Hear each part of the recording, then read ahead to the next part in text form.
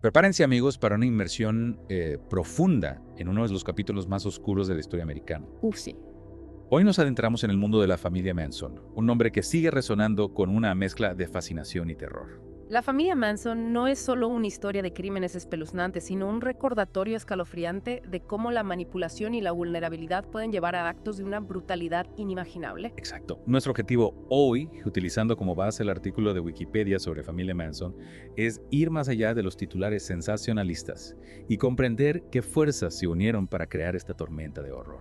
Empecemos por situarnos en el epicentro de la contracultura de los años 60. Vale. El verano del amor. En San Francisco, allí encontramos a un Charles Manson en sus inicios, no el monstruo que conocemos, sino un músico frustrado con un magnetismo peculiar que atraía a jóvenes, especialmente mujeres, en busca de algo más. ¿Qué tenía Manson que le permitía ejercer esa influencia tan poderosa sobre personas aparentemente normales? Pues Manson era un maestro en el arte de la manipulación, identificaba las necesidades y deseos de las personas, especialmente aquellos que se sentían marginados o perdidos, y les ofrecía un sentido de pertenencia, un propósito, aunque retorcido, dentro de su familia. Y en una época de cambio social tan radical como los años 60, con la desilusión hacia las instituciones tradicionales en aumento, muchos jóvenes eran presa fácil para este tipo de figuras carismáticas, ¿no? Absolutamente, Manson supo capitalizar la efervescencia y el descontento de la época presentándose como un gurú, un líder que prometía un nuevo orden mundial,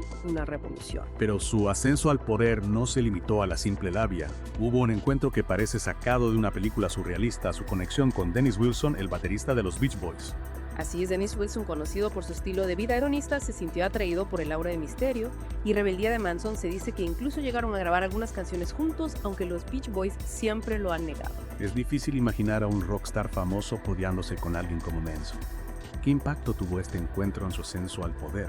Le dio un barniz de legitimidad, una conexión con la fama, y el éxito que le permitió afianzar su control sobre sus seguidores. Se presentaba como alguien que se codeaba con las estrellas, reforzando la idea de que él era especial, un elegido. Esa pincelada de fama, por más fugaz que fuera, parece haber sido crucial para consolidar el mito de Manson, pero la historia toma un rumbo aún más oscuro con la mudanza al Rancho Spahn, que transformó este grupo en apariencia un grupo hippie más en algo mucho más siniestro. El aislamiento del rancho, sumado a la creciente paranoia de Manson y su control férreo sobre la información que llegaba a sus seguidores, creó un caldo de cultivo perfecto para la violencia. ¿Cómo se traduce eso en la dinámica del grupo? Manson intensificó la retórica de nosotros contra ellos, convenciéndoles de que el mundo exterior era hostil y que solo dentro de la familia encontrarían seguridad. El rancho se convirtió en una especie de burbuja donde la realidad se distorsionaba a voluntad de Manson. Y aquí es donde entra en juego Helter Skelter, una canción de los Beatles que Manson tergiversó de una manera escalofriante. ¿Cómo llegó una canción pop a convertirse en la profecía apocalíptica de un grupo criminal? Manson estaba obsesionado con los Beatles, pero su interpretación del White Album, especialmente de Helter Skelter, era delirante. Veía en la canción una profecía de una guerra racial inminente, un apocalipsis donde los negros se levantarían contra los blancos. Pero Helter Skelter es una canción llena de energía casi frenética. ¿Qué veía Manson en ella que encajaba con su visión apocalíptica? Para Manson, la canción era un reflejo del caos y la violencia que él creía inherentes a la sociedad. La letra llena de imágenes turbulentas alimentaba su paranoia y su convicción de que una guerra racial era inevitable. Y esta interpretación retorcida de una canción pop se convirtió en el motor de sus crímenes. ¿Cómo se conecta Helter Skelter con la ola de asesinatos que aterrorizó a Los Ángeles? Manson creía que él debía ser el catalizador de Helter Skelter, debía instigar la guerra racial, sembrar el caos para que la profecía se cumpliera. Los asesinatos en su mente enferma eran un paso necesario para precipitar el apocalipsis. Y uno de los episodios más aterradores de esta espiral de violencia fue el asesinato de Sharon Tate y sus amigos. ¿Qué sabemos sobre este crimen que conmocionó al mundo? En la noche del 9 de agosto de 1969, Manson envió a 4 de sus seguidores, Teke Squadron, Susan Atkins, Linda Kasabian y Patricia Kronwinkel, a la casa de Sharon Tate en Cielo Drive. ¿Por qué esa casa en particular? ¿Qué busca Manson? La casa había sido habitada anteriormente por Terry Melcher, un productor musical que había rechazado a Manson. Se cree que Manson, consumido por la ira y el resentimiento, buscaba venganza. Es decir, que la masacre de Cielo Drive, uno de los crímenes más infames del siglo XX, tuvo su origen en un simple acto de rechazo. El ego de Manson era frágil, y cualquier afrenta, por pequeña que fuera, podía desatar su furia esa noche. Sharon Tate, embarazada de 8 meses, y sus amigos, Jay Sabrin Motchich Frykowski, Abigail Folger, y un joven que visitaba al cuidador Steven Perrin, fueron brutalmente asesinados. Los detalles del crimen son escalofriantes. Es difícil comprender la crueldad que se desató esa noche. Los asesinatos fueron brutales, perpetrados con una hazaña que revela la profundidad de la depravación a la que habían llegado Manson y sus seguidores. ¿Y dónde estaba Manson mientras se desarrollaba esta tragedia? Manson no participó directamente en los asesinatos en Silo Drive. Él daba las órdenes, manipulaba a sus seguidores, pero rara vez se ensuciaba las manos. Sin embargo, su presencia se sentía en cada acto de violencia perpetrado por la familia. Es aterrador pensar en el poder que ejercía sobre esas personas, llevándolas a cometer actos tan monstruosos en su nombre. La familia Manson no era un grupo de criminales comunes. Eran personas en su mayoría jóvenes que habían sido seducidos por la retórica de Manson, convertidos en instrumentos de su voluntad. Y la pesadilla no terminó ahí. La noche siguiente, Manson y sus seguidores cometieron otro crimen espantoso, el asesinato de Leno y Rosemary LaBianca. Así es, esta vez Manson sí participó directamente en el crimen entrando a la casa de los LaBianca y atándolos luego ordenó a sus seguidores que los asesinaran. Es decir, que no solo era el autor intelectual, sino que también participó activamente en este doble homicidio, que lo llevó a involucrarse directamente en este crimen. Se especula que Manson quería demostrar a sus seguidores que él también estaba dispuesto a ensuciarse las manos, que no solo era un líder que daba órdenes desde la distancia. Los asesinatos de los LaBianca fueron igual de brutales que los de Cielo Drive. Manson y sus seguidores dejaron algún mensaje en la escena del crimen. Sí escribieron mensajes en las paredes con la sangre de las víctimas como Ras y Death to Pigs, mensajes cargados de odio y violencia, un intento de sembrar el pánico y la confusión. Esas palabras escritas con sangre son una imagen que se queda grabada en la mente.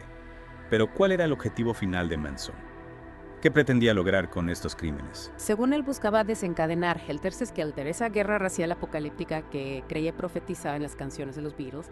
Pensaba que los asesinatos provocarían un levantamiento de la comunidad negra y que en medio del caos, él y sus seguidores emergerían como líderes de un nuevo orden mundial. Es una lógica retorcida, el producto de una mente perturbada por el odio y la paranoia. Pero ¿cómo fue que la policía logró desmantelar a la familia Manson? ¿Cómo llegaron a capturar a estos criminales? Irónicamente, fue una confesión en prisión la que los llevó a la justicia. Susan Atkins, mientras estaba detenida por otro cargo, se jactó ante una compañera de celda de su participación en los asesinatos de Sharon Tate y los LaBianca. Imagino la sorpresa de esa compañera de celda al escuchar semejante confesión.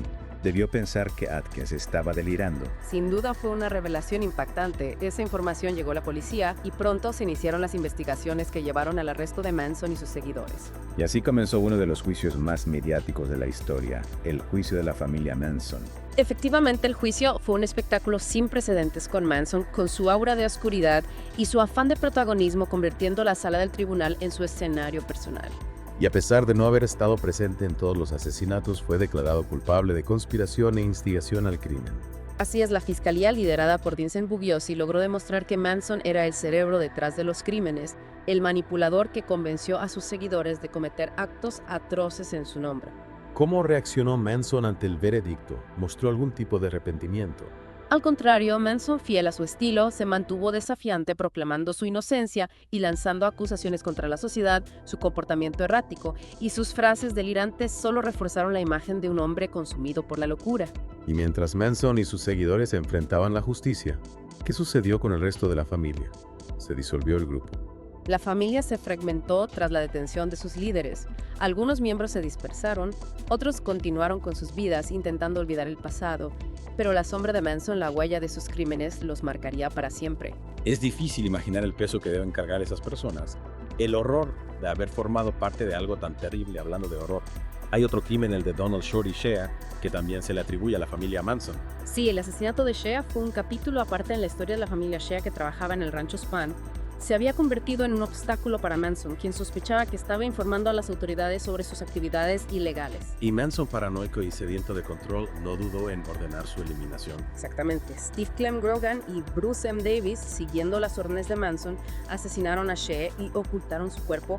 El crimen no se resolvió hasta años después, cuando Grogan, buscando una reducción de su condena, colaboró con la policía para encontrar los restos de Shea. Es decir, que incluso después de los asesinatos de Tate y LaBianca, la familia Manson seguía operando en la sombra, cometiendo actos de violencia con total impunidad. Así es, la historia de la familia Manson es un laberinto de horror, una espiral de locura que nos recuerda la fragilidad de la razón humana, la facilidad con la que podemos ser manipulados y llevados a cometer actos que nunca hubiéramos imaginado. Es una pregunta que nos interpela a todos, ya que no podemos predecir el futuro, sí podemos aprender del pasado. La historia de la familia Manson nos advierte sobre los peligros del fanatismo, la necesidad de cultivar el pensamiento crítico y la importancia de construir comunidades basadas en el respeto y la empatía. Sin duda es una lección que debemos tener presente. Y ahora, para cerrar esta inmersión, me gustaría que nos hablaras un poco sobre el impacto cultural de la familia Manson. ¿Cómo ha influido este caso en el cine, la música y la literatura? La familia Manson ha dejado una huella profunda en la cultura popular. Su historia ha inspirado películas, series de televisión, canciones, libros. Es un fenómeno que sigue fascinando y repeliendo a partes iguales. Es como si el horror de sus crímenes se hubiera convertido en una fuente de inspiración para el arte. ¿Por qué crees que este caso en particular ha tenido tanta resonancia en la cultura popular? Creo que hay varios factores en juego. Por un lado, la brutalidad de los crímenes, el contraste entre la aparente normalidad de los miembros de la familia y la atrocidad de sus actos, genera una fascinación morbosa. Es como si nos obligara a confrontar el lado oscuro de la naturaleza humana, la posibilidad de que la maldad se esconda en los lugares más inesperados. Exactamente. Y también está el contexto histórico, la época de cambio social y cultural en la que ocurrieron los crímenes. La familia Manson se convirtió en un símbolo de la cara oscura de los años 60, la contracultura llevada al extremo. ¿Podrías darnos algunos ejemplos concretos de cómo la familia Manson ha influido en el cine, la música y la literatura? Por supuesto, en el cine tenemos películas como Helter Skelter, basada en el libro del fiscal Vincent Bugliosi, que reconstruye minuciosamente la investigación, y el juicio también Once Upon a Time in Hollywood de Quentin Tarantino, que recrea el ambiente de Los Ángeles en la época de los asesinatos y juega con la ficción para ofrecer una visión alternativa de los acontecimientos. Y en la música, muchos artistas han utilizado la figura de Manson como una especie de ícono del mal, un símbolo de la rebeldía y la transgresión. Sí, grupos como Guns N' Roses, Marilyn Manson o System of a Down han hecho referencia a Manson en sus canciones, explorando temas como la violencia, la locura y la fascinación por lo macabro.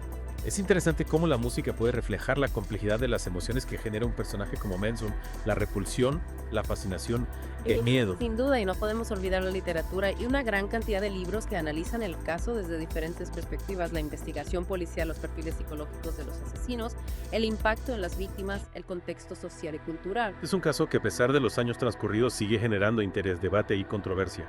Así es, la familia Manson es un enigma, una sombra que se proyecta sobre nuestra cultura, recordándonos la capacidad humana para el bien y para el mal. Nos invita a reflexionar sobre la naturaleza del liderazgo, la manipulación, la vulnerabilidad, la búsqueda de significado en un mundo que a veces parece carecer de sentido. Y con esa reflexión nos despedimos de esta inmersión en el oscuro mundo de la familia Manson. Esperamos que te haya resultado informativo y te ha invitado a reflexionar sobre la complejidad de la mente humana y los peligros del fanatismo. Gracias por acompañarnos en este viaje. Hasta la próxima, y recuerden, el conocimiento es poder, y la verdad que a veces nos resulta incómoda siempre nos hará libres.